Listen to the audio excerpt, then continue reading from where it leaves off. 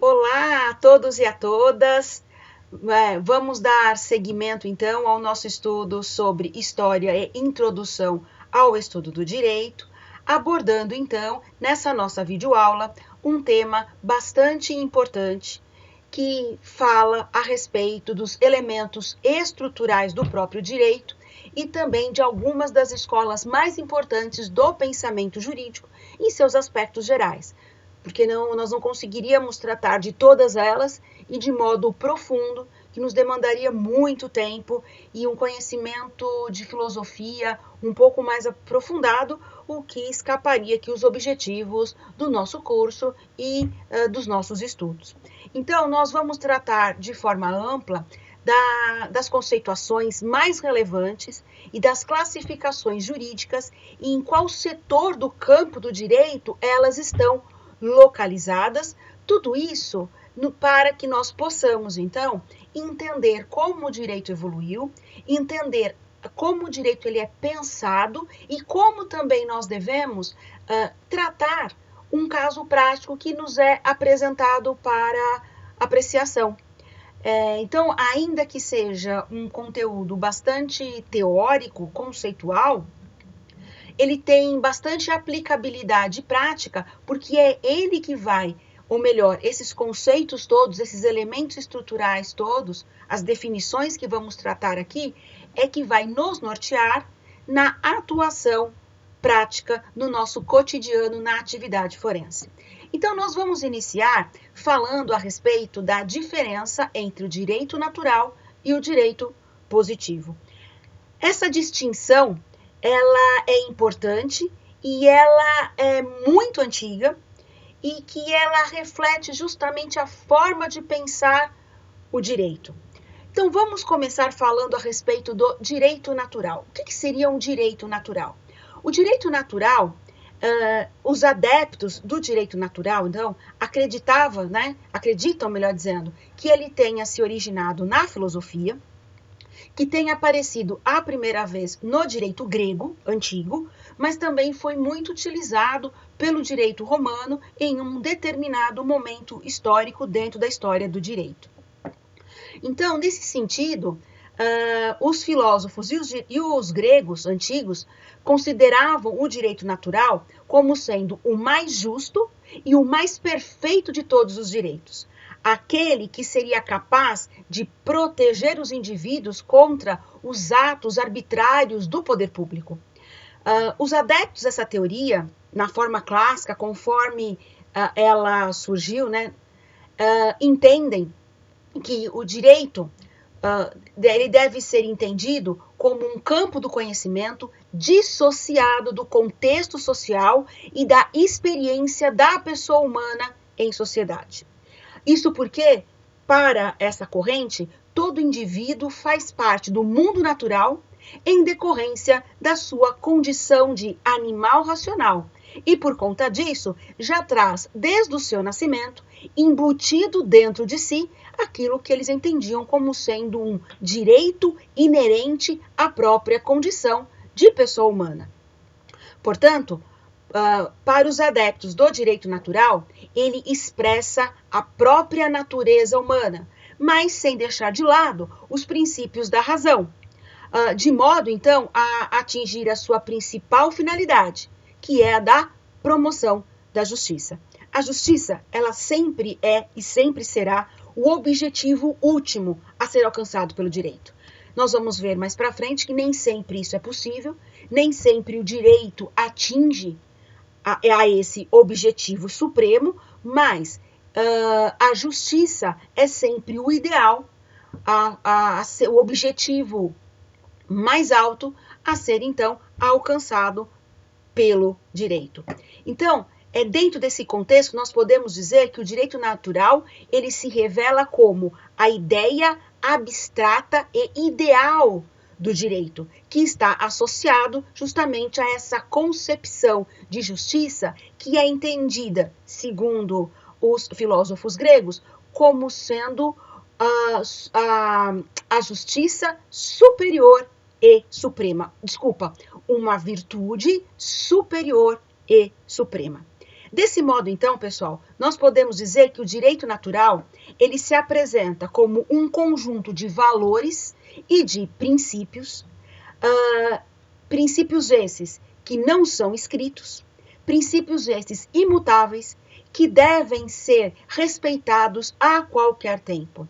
Não são criados pelo Estado, como nós já dissemos, é um direito que nasce em decorrente da condição da pessoa ser humana, né? É inerente à própria condição de pessoa humana, e por conta disso, eles são absolutos, imutáveis e universais, certo? Independente da norma jurídica, eles não estão sujeitos, então, à atuação do poder público. O direito natural, ele passou por diversas fases no decorrer da história, e à medida, então, em que nós temos as nossas fases históricas, ele também foi sendo visto sobre outro prisma, mas sempre dentro desse conceito que nós comentamos agora há pouco. O que eu quero dizer com isso? Que na antiguidade, o direito natural ele estava relacionado à vontade dos deuses, que identificava-se, então, uma íntima relação entre a natureza, a justiça e o direito, certo? Por que um direito voltado para a vontade dos deuses? Porque nessa fase, na antiguidade, o direito ele estava muito enraizado dos aspectos religiosos e dos usos e costumes de cada povo, de cada época, de cada povo que se constituiu nesse período da antiguidade. Já na Idade Média, o direito natural, então, vinculava-se à vontade de Deus. Porque, se vocês se lembrarem, na Idade Média nós temos a predominância dos aspectos religiosos da Igreja Católica, inclusive a Igreja Católica, nesse momento, assumindo postos dentro do próprio poder, né? Não é uma época histórica onde Estado e Igreja, eles praticamente se misturavam. Então, as regras estavam mais voltadas para os aspectos religiosos, que se voltavam a Deus, ao divino e ao sagrado, do que as normas propriamente impostas pelo Estado. Quando nós tivemos, então, a passagem da Idade Média para a Idade Moderna, até mesmo pela mudança de concepção que nós tivemos naquele momento, né? Um período voltado para a religiosidade, que é o marcado pela Idade Média, e, em contrapartida, quando nós tivermos a Idade Moderna, a predominância das luzes, ou seja, da racionalidade humana, da razão humana, é que vem em voga nas sociedades marcadas pela Idade Moderna. Então, nesse sentido, a vontade da razão humana era aquela que imperava e que predominava dentro dos elementos formadores do direito natural. Então, dessa forma, o direito natural, nessa época, é o resultado da racionalidade, da natureza humana e das coisas, bem como trazia dentro de si, embutido ainda, um certo conteúdo religioso, de ordem teológica, mas não tão forte, tão marcante como aquele que caracterizou a Idade Média. Nesse sentido, então, o que nós temos é que existe uma relação muito profunda do direito natural com as normas religiosas, ou melhor dizendo, os preceitos religiosos, mas também com as leis da natureza, com as leis voltadas para a natureza, no sentido de que existe uma lei que rege a sociedade, que rege a pessoa humana, que é inerente à sua própria condição de ser humano, ok? Então, esses aspectos, em uma visão bastante genérica, é o que nós podemos, então, identificar como sendo as principais características do direito natural. Mas relacionado ao direito natural, nós temos uma corrente do pensamento que recebeu o nome de justnaturalismo. O justnaturalismo, uma escola do pensamento jurídico, que ela imperou na Europa nos séculos 17 e no século 18, até o fim, né? E nós podemos ver também ainda alguns dos seus reflexos até mais ou menos o final do século 19, no qual, então, pregava-se que o direito natural é um conjunto de valores e de princípios independentes superiores às leis criadas pelo Estado e vigentes no ordenamento jurídico nacional. Então, vejam que para os justnaturalistas existiam duas formas de direito. O direito que era superior àquele direito que era formado e constituído pelo Estado. Ou seja, falando de outra forma, nós temos leis naturais que são superiores e são independentes às leis criadas pelo Estado e que são aquelas que regem ou que regiam a sociedade naquele determinado momento histórico e que integravam o ordenamento jurídico nesse período histórico. Dessa forma, então, o justnaturalismo ele seria derivado, né, e inerente à condição e à natureza humana e está presente na consciência de todos e da própria sociedade. Daí, então, nós temos as leis criadas pelo Estado, que são escritas, fixadas em um substrato material, então tem existência física, mas, ao mesmo tempo, nós temos aquelas que estão embutidas na consciência de cada indivíduo, que rege a natureza humana, que são as chamadas leis naturais. O justnaturalismo, então, no final do século XIX, ele foi substituído pelo juspositivismo, que foi nessa época em que surgiram, então, as primeiras leis codificadas, ou seja, os primeiros códigos da Idade Moderna, conforme a gente vai ver, então, a seguir no nosso estudo, ok? Então, para fazer a oposição ao direito natural, surge a teoria do direito positivo.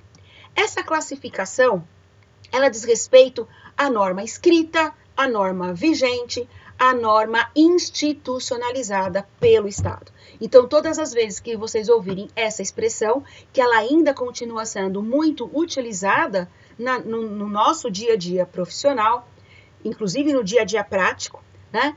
Quando vocês virem essa expressão juspositivismo, o que vocês têm que ter em mente é que trata das normas impostas e vigentes na sociedade em uma determinada época e cuja observância ela é obrigatória nos limites impostos pela soberania de cada Estado.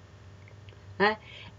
Por ser as normas vigentes num determinado ordenamento jurídico, essa categoria jurídica, então, ela é mutável, porque ela vai se adaptando, como nós vimos nas aulas anteriores, o direito ele é dinâmico, ele é um fato social, e ele vai, então, se adaptando à sociedade da sua época. Ou seja, à medida que a sociedade ela vai se modificando, o direito também se modifica para acompanhar essas transformações, de modo a trazer segurança, harmonia e eficácia, e também para que possa ser possível a convivência em sociedade. Mas, além de ser uma categoria jurídica mutável, ela também é coercitiva. Ora, se o direito positivo está relacionado com as leis, as normas impostas e vigentes na sociedade em um determinado momento histórico, é uma conclusão lógica de que essas normas jurídicas trazem uma penalidade para o caso daqueles que vierem a descumpri-la, né? Então, é uma categoria jurídica que é coercitiva, surgida, então, justamente em decorrência da manifestação da vontade do poder público, da necessidade da pessoa humana em sociedade. Nesse sentido, então, o objeto de estudo do direito positivo nada mais é do que o direito vigente, as normas escritas e institucionalizadas pelo Estado. Para o direito positivo, a solução de todos os conflitos de interesse está na lei e nas normas jurídicas. Isso porque elas são racionais, segundo os adeptos do direito positivo, elas são, então, racionais e se materializam como princípios que fazem a intermediação entre o poder público, o Estado, e o indivíduo, que são os destinatários das normas. Desta forma, então, só há um único direito, que é o direito positivo, ou o direito positivado na sociedade naquele determinado momento, ok? Daí, então, nós temos a contraposição entre o direito natural e o direito positivo, porque o direito positivo, ele não entendia a existência, ou melhor dizendo, ele não considerava, para ficar mais claro, ele não considerava a existência de outras normas para regular a vida em sociedade que não fossem as normas positivadas, né? Enquanto que o direito natural, ele tratava e entendia que existia, além dessas, leis que eram inerentes à pessoa humana, à sua própria condição de pessoa humana ou de ser humano, ok? Então, pessoal, como nós falamos agora há pouco, no final do século XIX, em substituição, então, ou, como querem alguns autores, em decorrência da evolução dos conceitos do justnaturalismo, surge, então, essa escola do pensamento jurídico que foi denominada de juspositivismo ou positivismo jurídico, que procurava, então, orientar e justificar a existência do direito positivo. E que ganhou muita força, né, na metade, do final para metade do século XIX, tendo chegado até nós e sendo hoje, digamos assim, aquela escola que impera nos sistemas jurídicos modernos, tá certo? Então, pessoal, o juspositivismo, ele nada mais, nada menos tinha como missão analisar objetivamente a ordem jurídica com fundamento em juízos de fato, ou seja, a partir de eventos sociais representativos do conhecimento da realidade. Um dos principais autores, que é considerado inclusive um dos pais, né, do juspositivismo, é Hans Kelsen. Hans Kelsen, então, foi um dos seus idealizadores e ele entendia que o juspositivismo se referia à priorização da norma, à priorização da criação da lei com base na natureza e nas ciências exatas, de forma, então, a possibilitar uma maior objetividade científica ao direito. E também ele entendia que o juspositivismo, ele é marcado por um excesso de formalismo, onde prevalecia o princípio da legalidade. Porque, para os juspositivistas, como falamos agora há pouco, não existe outra forma de direito que não seja aquele que é o vigente, aquele que é criado pelo Estado e aquele que está imperando em determinada sociedade, integrante num determinado ordenamento jurídico em um certo momento histórico. Então, isso também já nos leva a uma outra reflexão. O direito positivo, ele vai se modificando, como nós falamos agora há pouco, de acordo com a evolução da sociedade, ok? E ainda dentro desse conceito, então, dentro dessa mesma linha de raciocínio, é importante ainda a gente lembrar que o juspositivismo, da maneira como ele foi concebida, ele estabelece a forma como cada indivíduo deve agir para poder, então, alcançar os objetivos que ele deseja por meio das regras criadas pelo Estado, né? Que, como nós comentamos há pouco, é a única forma, é a única entidade que tem a missão de promover o direito. Logo, para que seja válido, o direito se subordina exclusivamente à vontade do Estado, independente de qualquer valor moral. Certo?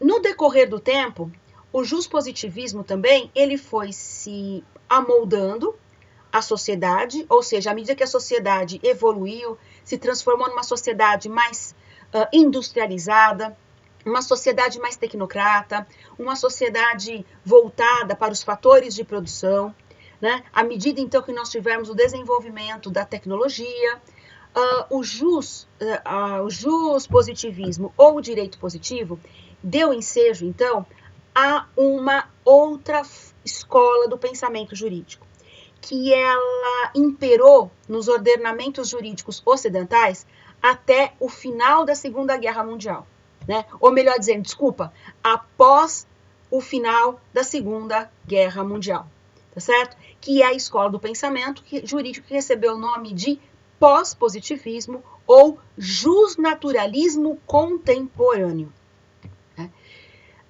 Então, o que nós temos? O que nós devemos entender por pós-positivismo, ou que também tem o nome de justnaturalismo contemporâneo? O direito, segundo essa teoria, para que ele possa ter validade e, consequentemente, legitimidade, ele deve necessariamente vincular-se à moral, nos termos da teoria do mínimo ético que nós estudamos na nossa primeira unidade, considerando, então, o direito como instrumento de controle social e o instrumento como objeto da cultura. Isso porque, segundo o positivismo, a pessoa humana e a sua conduta eram os seus principais focos de estudo.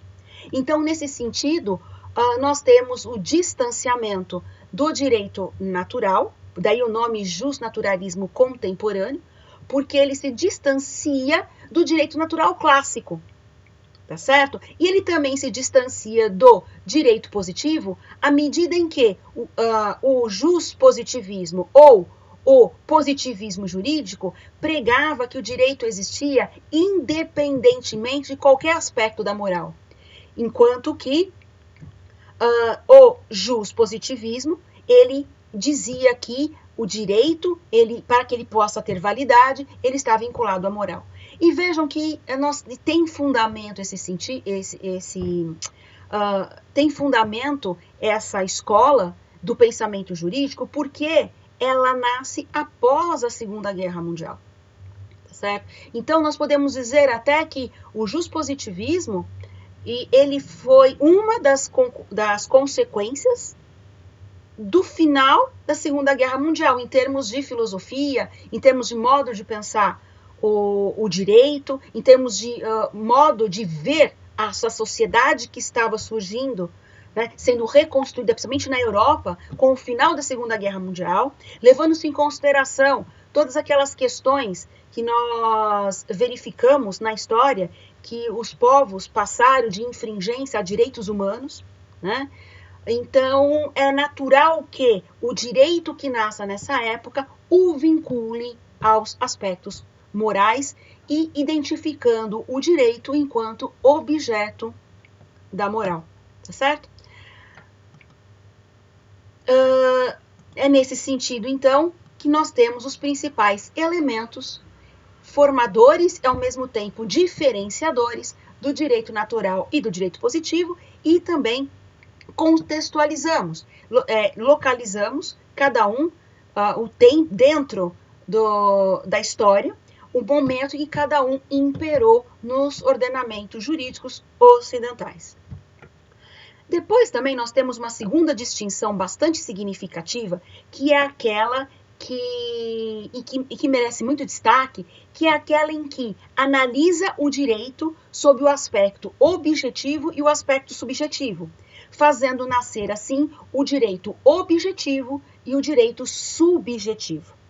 Ainda que haja bastante semelhanças entre essas duas classificações jurídicas, ambos são inconfundíveis, e no entanto, um não pode existir dissociado do outro. São dois conceitos, ou são duas formas de ver o mesmo direito, que estão bastante interligadas.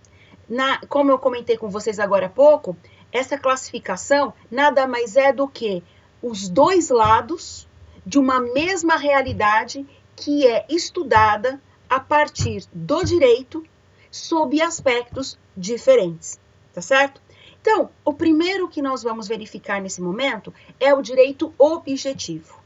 O direito objetivo nada mais é do que o conjunto de normas que se impõe a todos, que se dirige a todos e que vincula a todos, ou seja, a todas as pessoas que estão sob o comando, sob a égide daquele determinado ordenamento jurídico.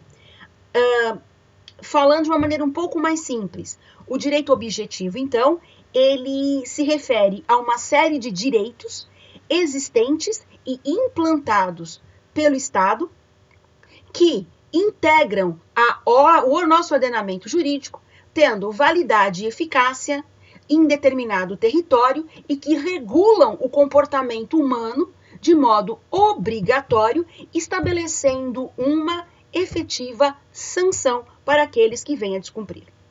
O direito objetivo, ele também é conhecido pela expressão latina norma agendi, ou seja, a norma de agir da pessoa humana, como a pessoa humana deve agir nas suas relações sociais, tá certo? Isso faz, então, com que o direito objetivo, ele estabeleça os rumos a serem seguidos pelos indivíduos que são os destinatários das normas jurídicas, tá? Aqui, pessoal, cabe um parênteses. Essas expressões latinas que eu estou comentando com vocês aqui nas nossas videoaulas e aquelas também que constam no livro didático de vocês, elas são muito importantes. Não é meramente um conhecimento adicional ou, então, uma forma de tornar o estudo do direito mais difícil. Como muitas vezes a gente ouve dizer, o estudo do direito é difícil porque tem muitas expressões em latim. Na verdade, essas expressões que eu pelo menos trago para vocês aqui nas nossas aulas e que estão postas lá no livro didático, nós usamos normalmente no nosso dia a dia, na nossa prática jurídica, na nossa prática forense. Então, é muito comum nós encontrarmos uma peça, ou seja, uma petição inicial, ou nós virmos, melhor dizendo, advogados conversando entre si, usando muitas dessas expressões em latim que eu trago aqui para vocês. Então, é importante que vocês saibam o que elas se referem e dentro do contexto que elas estão localizadas, para que fique mais claro e para que possa enriquecer não só o estudo e o conhecimento de vocês, mas que fique mais fácil a atividade profissional de vocês no dia a dia, ok? Então, quando nós falamos em norma agendi, essa expressão latina está relacionada com o direito objetivo, porque o direito objetivo ou melhor dizendo, é aquele campo do direito que estabelece as regras de como a pessoa deve agir nas suas relações sociais. E que caso ela não haja daquela forma,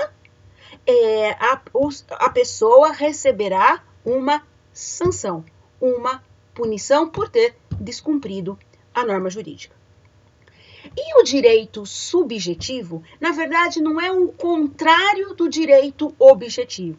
Na verdade, é um outro aspecto do direito, porque o direito subjetivo, em linhas gerais, é aquele que diz respeito ao destinatário da norma, que ele tem a opção de não agir da forma prevista na lei, mas ele tem a faculdade ou a opção, né, de não exercer aquele direito que está previsto ou que foi previsto pelo direito objetivo. Então, o direito subjetivo permite que o destinatário da norma escolha entre agir ou não agir daquela forma, mas ele sabe que se ele não agir daquele jeito, ele está passível de ser punido.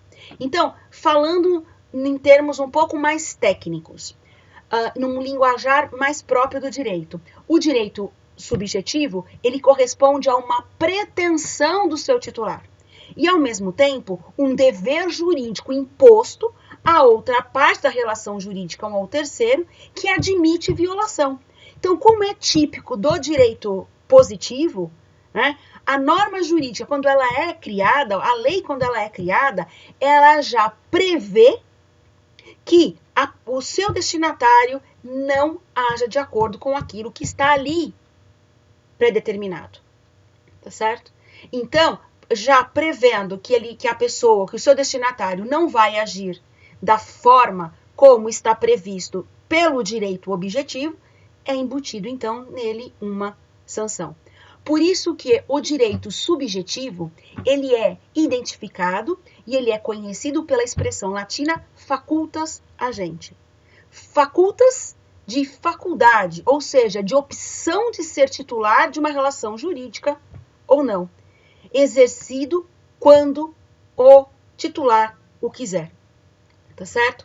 Então, o direito subjetivo é a permissão para o uso das faculdades humanas de agir, de um lado, e ao mesmo tempo de exigir do outro para a realização de um interesse individual, tá certo? Então, ele possibilita que um indivíduo exija do outro o cumprimento do dever e o seu exercício depende fundamentalmente da vontade do seu titular, tá certo? Então, por exemplo, eu, como destinatária de uma norma, eu posso ingressar com uma ação judicial para cobrar da pessoa que bateu no meu carro que ela repare os danos que que a sua negligência, a sua displicência provocou no meu carro. Só que compete a mim decidir se eu quero ou não cobrar daquela pessoa a reparação do dano.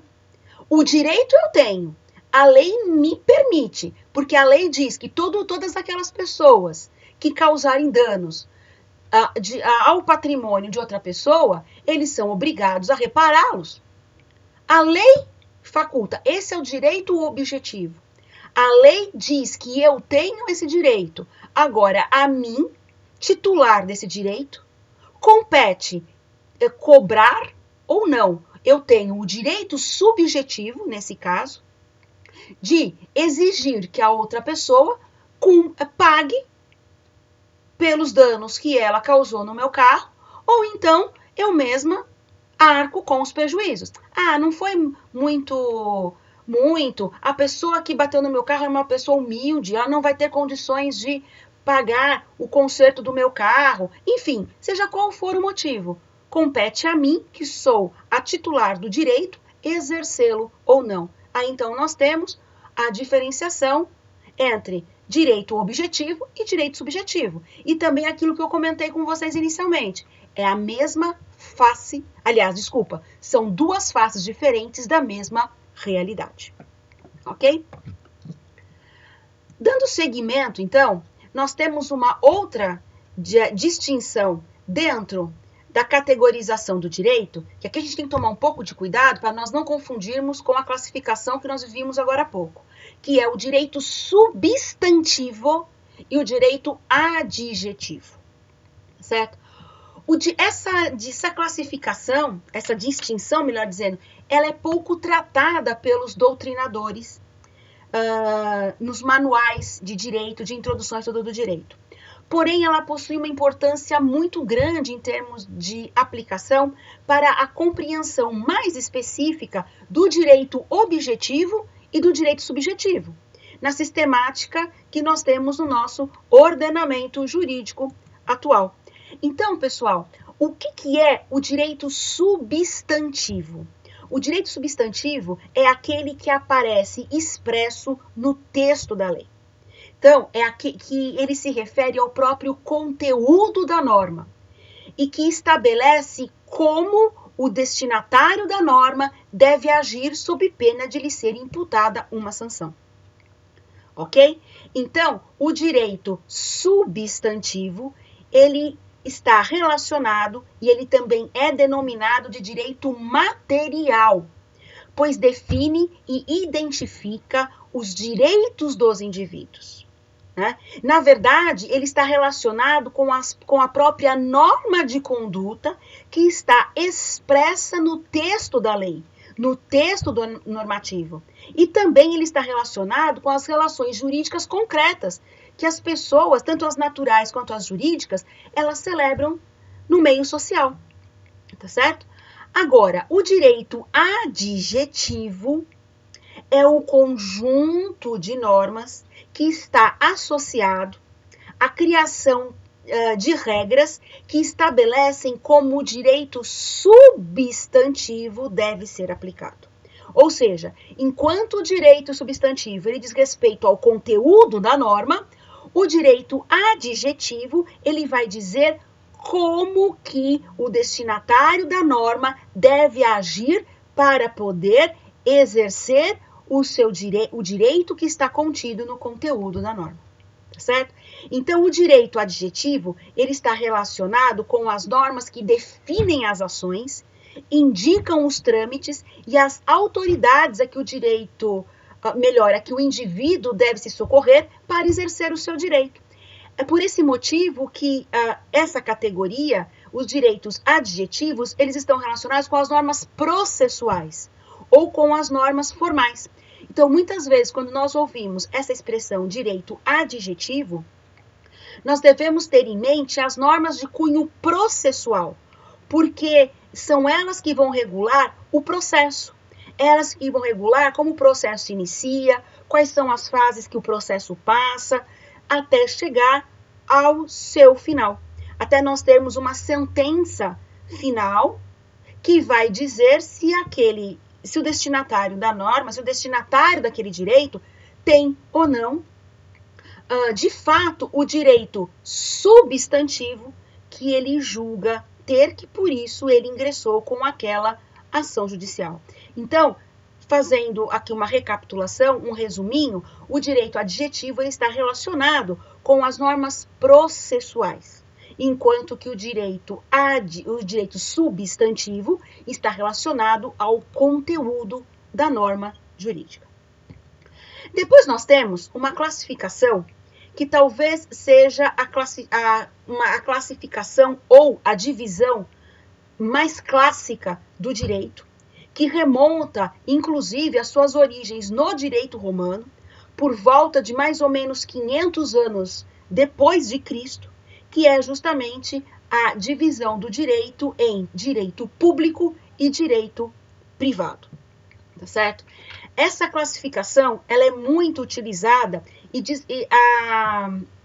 e ela também é conhecida, chamada como a grande dicotomia do direito. Então, sempre que vocês encontrarem essa expressão, dicotomia do direito, ou a grande dicotomia do direito, e ela está relacionada, então, com a divisão do direito entre direito público e direito privado. Basicamente, todos os países que adotaram o sistema jurídico romano-germânico, como é o nosso, ou também denominado de civil law, aderiram a essa classificação e costumam se valer de alguns critérios para diferenciar o direito público do direito privado. Quais são esses critérios que são usados para diferenciá-los? O conteúdo da norma, a forma e a natureza das relações jurídicas. Então, com base no conteúdo da norma, a forma e a natureza das relações jurídicas, é que nós vamos poder diferenciar se aquele ramo do direito ou se aquele determinado instituto pertence ao direito público ou ao direito privado, tá certo? Então, em linhas gerais, o direito público, ele trata dos interesses gerais da coletividade. Ele cria normas que disciplinam a participação do poder público na sociedade, tá certo? Ele regulamenta, então, as relações jurídicas em que o Estado é parte integrante. Além disso, ele também organiza as atividades estatais e as dos agentes públicos. Ele também diz respeito à relação entre os estados estrangeiros, um país em relação a outro país, e também diz respeito aos particulares quando atuam no interesse da coletividade. Nesse sentido, então, o direito público, ele cria normas que disciplinam a participação do poder público nas relações sociais, tá certo? Esse campo do direito, ele está associado ao direito objetivo e ele cria uma relação de subordinação entre o poder público e os cidadãos. os destinatários da norma. Isso é, o interesse público é o que deve prevalecer dentro dessa relação de subordinação. Logo, as normas que nascem do direito público são normas de ordem cogente. E o que são normas cogentes? As normas cogentes também são denominadas de normas imperativas.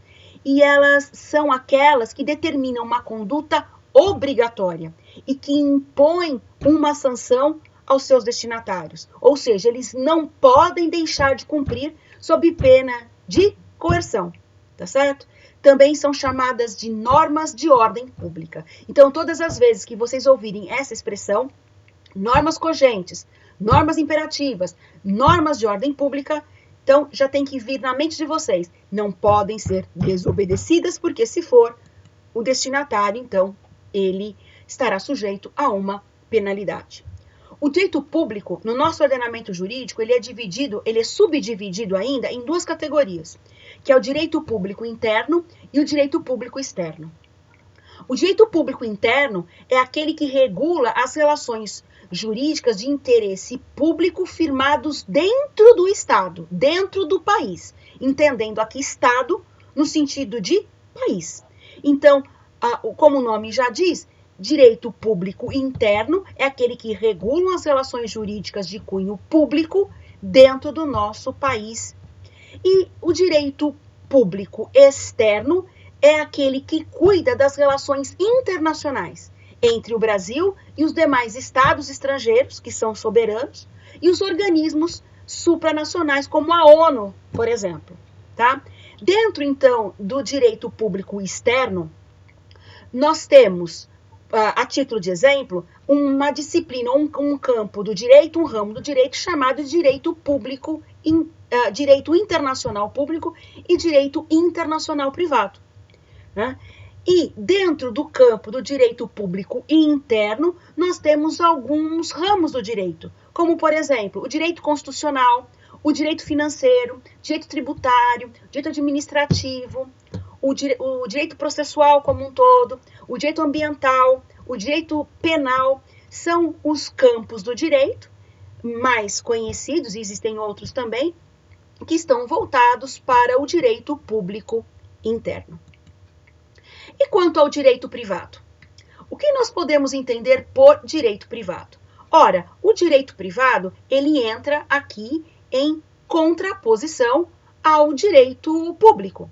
Em que sentido? À medida em que o direito público, ele cuida das relações entre o poder público e os seus cidadãos, o direito privado, ele vai cuidar de regular os valores e os interesses dos particulares, de cidadão para cidadão.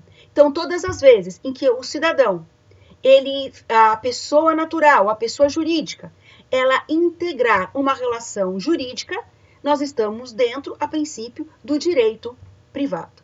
Então, o direito privado, ele também se relaciona com os indivíduos, enquanto membros da sociedade civil, né? Ele estabelece relações jurídicas entre os particulares e o poder público quando o poder público não estiver exercendo as suas funções administrativas.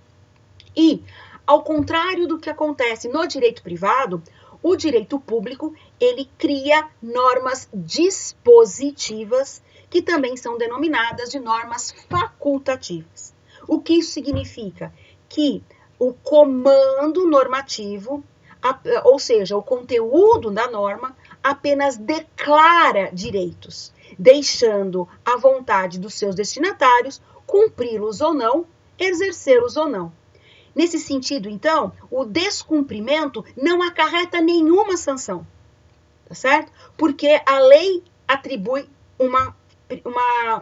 essa característica. Então, naquele exemplo que eu dei inicialmente, se alguém bate no meu carro, tá certo? A lei me diz, eu tenho essa pessoa sendo um outro particular, ou então sendo o próprio poder público.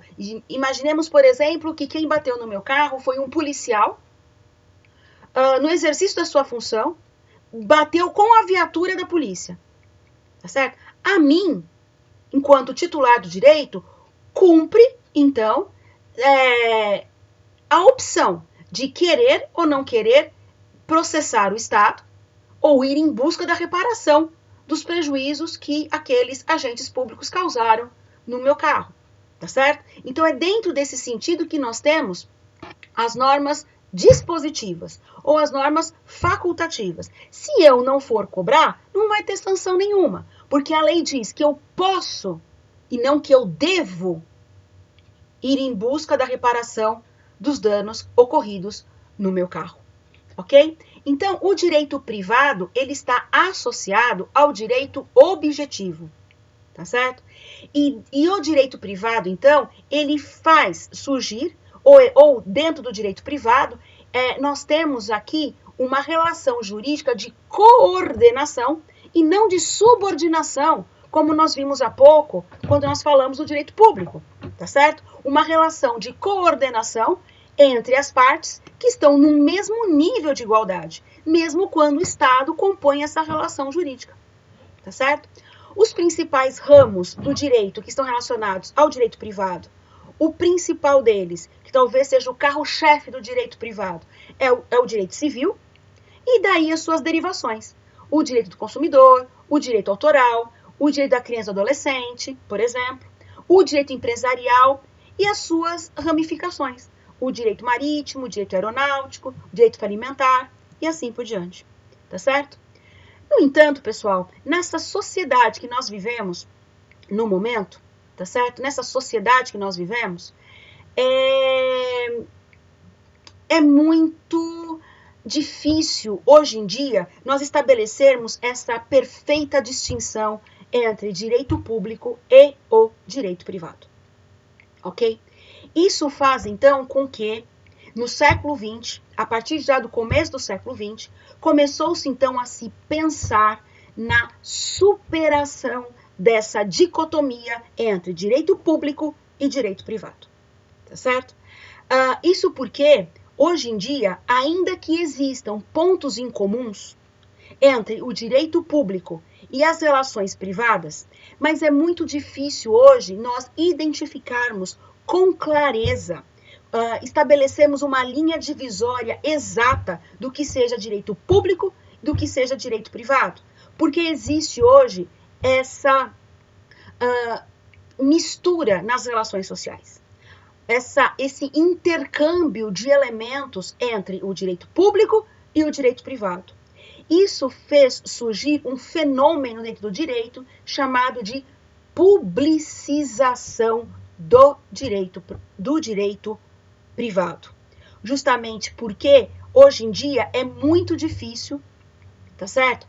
É de percebermos os elementos que são exclusivos de cada um desses campos do direito, de forma clara e definida. Porque o Estado ele pode firmar relações jurídicas com os particulares que são típicas de direito privado e não de direito público, né?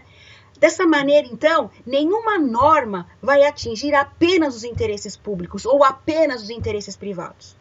Ainda que nós tenhamos normas de ordem pública, que visem atender a interesses particulares, mas ela vai ter sempre um reflexo na ordem pública, tá certo? Por isso, então, que essa correlação ela foi desaparecendo no decorrer do tempo e hoje, então, nós temos essa superação da dicotomia entre direito público e o direito privado no âmbito das relações sociais e na aplicação do direito propriamente dito, ok? Essa distinção, ela continua existindo apenas nos livros didáticos, tá certo? Porque a sua função hoje é meramente didática e pedagógica, dentro do estudo do direito enquanto ciência, para facilitar o entendimento do que seja um direito público e um direito privado. Então, essa dicotomia continua existindo, mas no nosso ordenamento jurídico hoje, essa dicotomia, ela desapareceu em termos práticos, em decorrência da publicização do direito privado e também de um outro fenômeno que aconteceu depois de 1988, quando nós tivemos, então, a Constituição Federal de 1988, que é a constitucionalização de vários direitos que antes estavam apenas observados nas legislações esparsas. E um deles é o direito civil. Porque o que significa constitucionalização? Significa trazer para dentro da Constituição normas específicas que regulem determinados ramos do direito, como é o caso do direito civil. Ok? Então, pessoal, superada essa fase de distinção das principais categorizações do direito, que formam escolas do pensamento jurídico, nós vamos passar, então, a tratar de uma distinção que é a diferença entre lei e norma jurídica. Porque ainda que esses dois conceitos sejam muitas vezes tratados como sinônimos, lei e norma jurídica, e muitas vezes eu mesma aqui no decorrer das aulas falei de lei como sinônimo de norma jurídica, ou norma jurídica como sinônimo de lei, se nós formos nos ater ao conceito, à estrutura conceitual desses dois fenômenos jurídicos, nós vamos encontrar algumas diferenciações. Então, quais são os principais elementos que diferenciam lei de norma jurídica? Em primeiro lugar, quando nós falamos de lei, nós podemos nos referir não apenas às leis jurídicas, aquelas criadas pelo Estado, mas essa palavra, esse vocábulo, ele também é usado para identificar as leis da natureza, por exemplo, as leis da ética, tá certo? Ainda que alguns autores prefiram tratar por preceitos éticos e preceitos morais, mas muitos autores também identificam nesses preceitos verdadeiras leis. Porque o que significa lei? Lei nada mais é do que a regra de conduta que regula a sociedade e que regula o comportamento social do indivíduo dentro da sociedade, nas suas relações intersubjetivas e dentro da sociedade, como eu falei, de forma coercitiva, tá certo?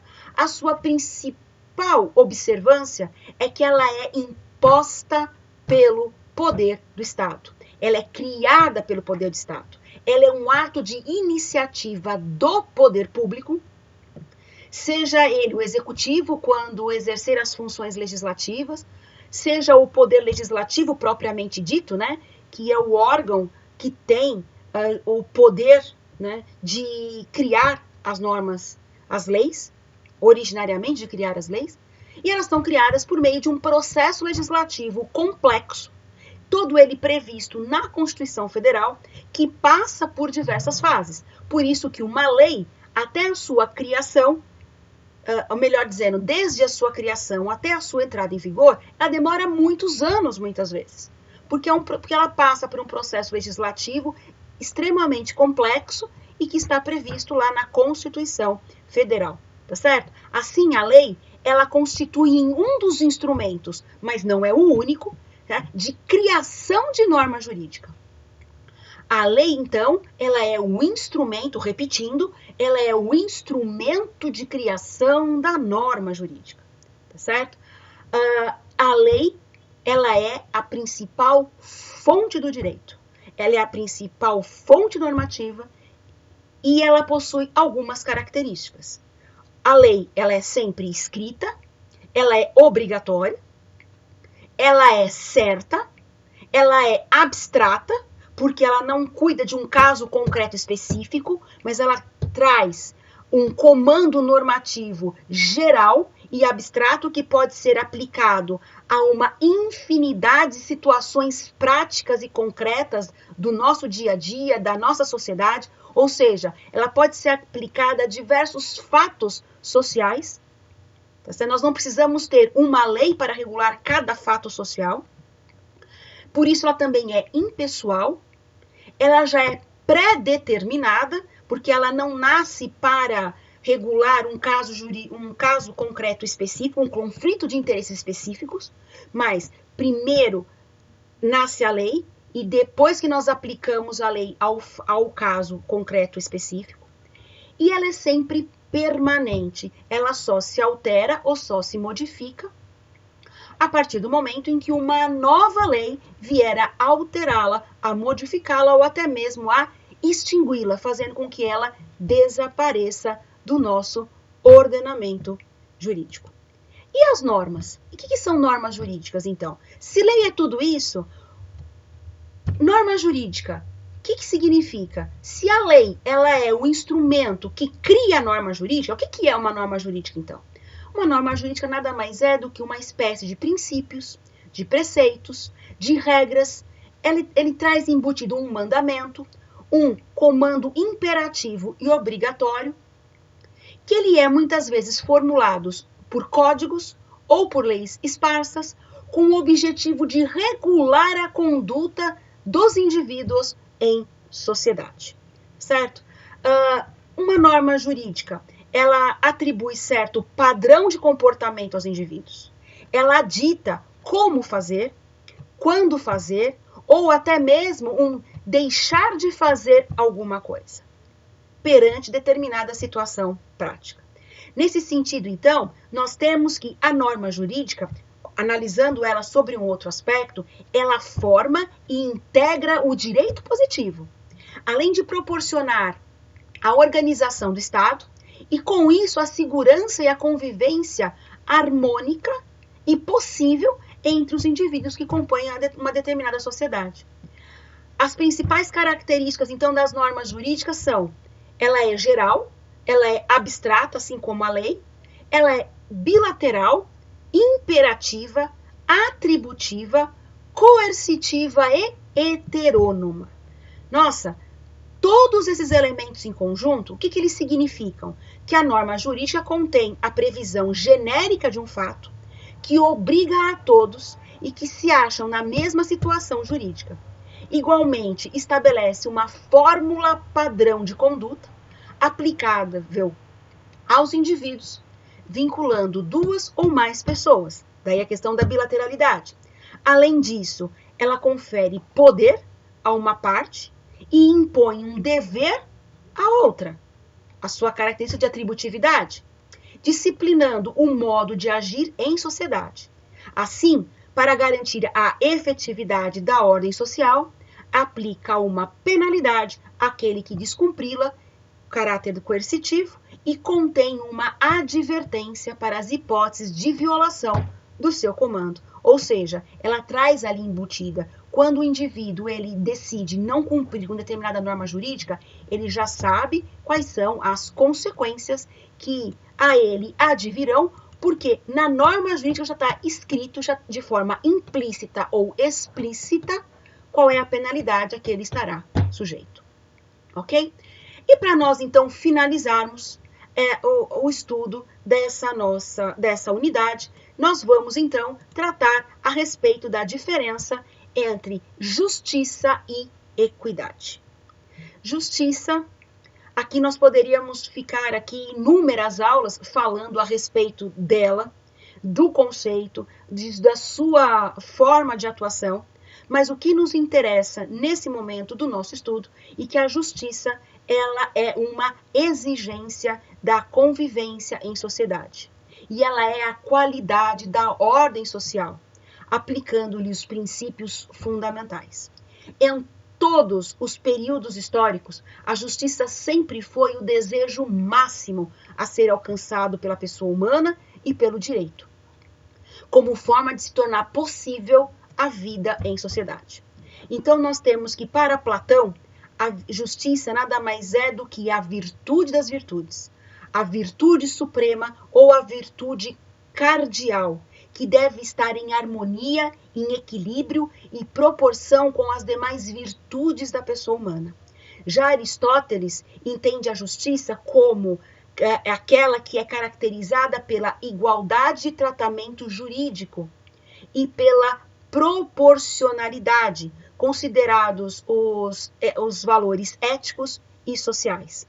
Portanto, a justiça e direito são dois fenômenos distintos, ainda que em certas circunstâncias eles sejam entendidos como sinônimos, mas eles não são. Na realidade, o direito ele é o instrumento para a realização da justiça. O justo é o que o direito exige. Entretanto, nem tudo o que é justo e nem tudo o que é justo é de direito. Mas, na verdade, a principal tarefa do aplicador do direito é usar de todos os meios, de todos os métodos, de todas as ferramentas previstas e reguladas pelo direito para se alcançar esse objetivo, essa virtude suprema que é a justiça. Mas vale lembrar que nem tudo o que é direito é justo, ok? A justiça, então, ela, dentro de um conceito ideal, dentro daquilo que os romanos também consideravam por justiça, nós podemos conceituá-la como sendo dar a cada um o que lhe é devido, de modo a não gerar um dano injusto a terceiros, tá certo? Porém, nós temos que considerar também que, por esse motivo, a justiça é considerada o fundamento da norma jurídica, o efetivo e o legítimo exercício do poder que incumbe ao direito, que garante a igualdade nas relações sociais, à medida em que a norma deve conter e expressar o sentido de justiça. Daí, então, que nós podemos dizer que o conceito de justiça envolve, igualmente, a concretização de fato do direito e que ela é, na verdade, a expressão ética da igualdade. Então, pessoal, dentro desse panorama, quando nós falamos de justiça aplicada de forma prudente à particularidade de cada caso concreto, porque até aqui, então, nós falamos em justiça no sentido amplo, falamos em justiça em sentido social, mas em sentido, digamos, mais abstrato, mas todas as vezes que nós precisamos aplicar a justiça às particularidades de cada caso concreto, nós estamos dentro do conceito de equidade. Na verdade, então, a equidade é o ideal de justiça, conforme as lições de Aristóteles.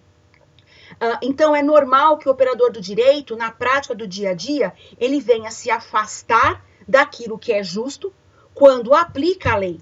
Daí, então, nós temos a função da equidade, que é justamente evitar as consequências injustas da norma jurídica. E também a função da equidade auxiliar na integração e na interpretação da norma jurídica. Nesse sentido, então, nós devemos fazer uma distinção muito clara. Equidade não é sinônimo de igualdade. Tá certo? Eu sugiro a vocês que se debrucem para estudar sobre esse tema, fazendo as atividades do material complementar, interagindo com seus colegas no fórum, trabalhando em conjunto e analisando os estudos, o estudo dirigido conforme está disponível para vocês, porque tudo isso vai enriquecer e vai também aclarar um pouco mais toda essa parte conceitual, essas concepções muito técnicas que nós trabalhamos nessa unidade. Espero que vocês tenham gostado e aguardo vocês na próxima videoaula.